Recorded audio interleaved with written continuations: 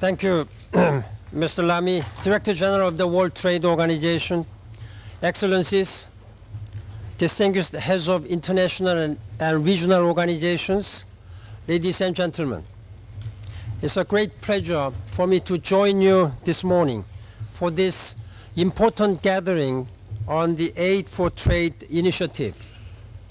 This review comes at a critical moment for trade and development. The global financial and economic crisis has had a severe impact on demand. It is now widely predicted that global trade will decline by 10% this year. Unless the direction of the crisis is reversed soon, it will further unravel the progress that developing countries have made over the past 2 decades in reducing poverty. Trade has long had tremendous potential as an engine of sustained economic growth and development. Today, trade can and must be part of our efforts to stimulate recovery. That is why last month, United Nations Conference on the World Financial and Economic Crisis and its impact on development urged countries to meet existing pledges on aid for trade. And that is why the United Nations has repeatedly stressed aid for trade as a crucial component in improving trade competitiveness of developing countries, producers, and exporters. Trade openness alone is not sufficient.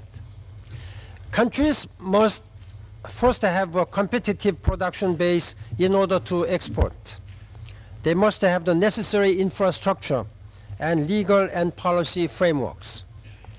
Knowledge also plays a key role in enabling countries to take advantage of international rules and opportunities.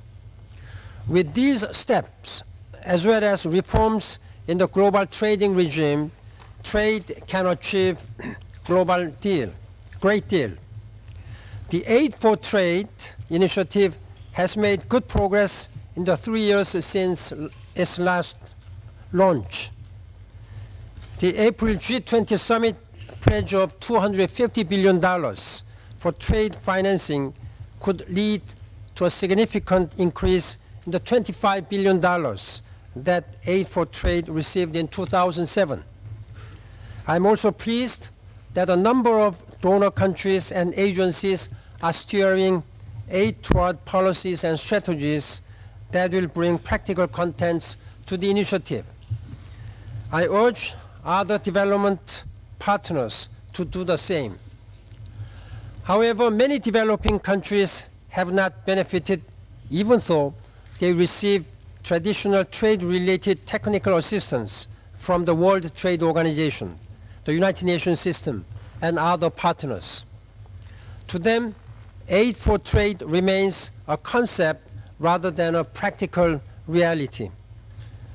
The second global review will highlight successful case studies that should help you find ways to increase aid for trade without subtracting from the volume of official development assistance and without creating new debts. I encourage you to find ways to make aid for trade more predictable and easier to access, especially for the poorest countries. Of course, beneficiary countries must also do their part. Excellencies, ladies and gentlemen, the United Nations has a great deal of expertise in the field of trade and development. We are well positioned to provide capacity building, advisory services, and analysis to support aid for trade. At this time of profound uncertainty and growing need, we look forward to working with you on this promising, indeed possibly life-changing initiative. Thank you very much for your support and commitment. Thank you.